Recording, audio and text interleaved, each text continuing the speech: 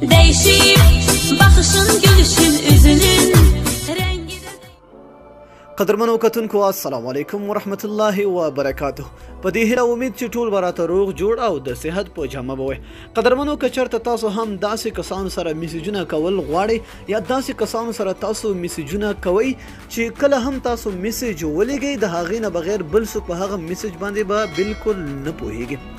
دوستانو داسې یو طریقه به زه تاسو ته ښیم چې کله هم تاسو هغه خپل ملګري ته کوم میسج یا کوم خبر لیږئ صرف هغه به پرې پوهیږي نور به هیڅوک هم پرې نه پوهیږي دا څنګه امکان لري دا هر څه به درته په دغه ویډیو کې ښیم خو ویډیو را سره تر اخره وګورئ دوستانو وخت نه ضایع کوو راځئ چې زه د ویډیو په طرف ویډیو شروع کوو دوستانو د ویډیو په نوم باندې به کلیک کړئ لاندې به ډسکرپشن ته راشئ هلته به لینک وي لینک ته به لاړ شئ او اپلیکیشن به ډاونلوډ کړئ او انسټال به کړئ چې کله هم تاسو اپلیکیشن انسټال کړئ اپلیکیشن به خلاص کړئ تاسو نه به نیکسټ غواړي هغه به ورکړئ چې کله هم هغه تاسو سره نیکسټ ختم شو تاسو ته به دا راشي دلته لیکلي پریس کی ټو هیر د مورس کوډ یعنی کله هم چې تاسو ته میسج راځي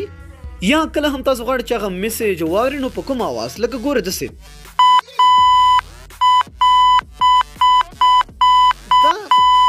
دا دوستانو صرف اوازونه دي دې پسې مه ګرځئ ځکه چې په دې باندې تاسو نه پوهیږئ سمپل به تاسو دلته راشئ په دې باندې به کلیک وکړئ چې کله هم تاسو په دې کلیک دلته راشئ مورس کوډ کنورټر دلته به تاسو راشئ انټر میسج اوس چې څه لیکل تاسو غواړئ همغه لیکل دلته وکړئ او هغې ملګري ته ولېږئ د مثال په طور زه لیکمه چې How are you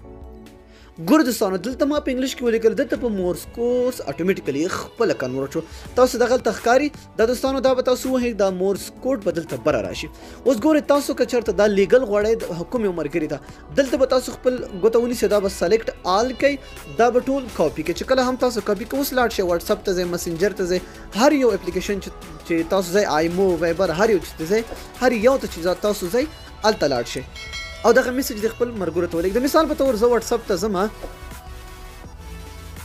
دا اوس درته پیسټ کوم او دا ملګري ته زه لیږم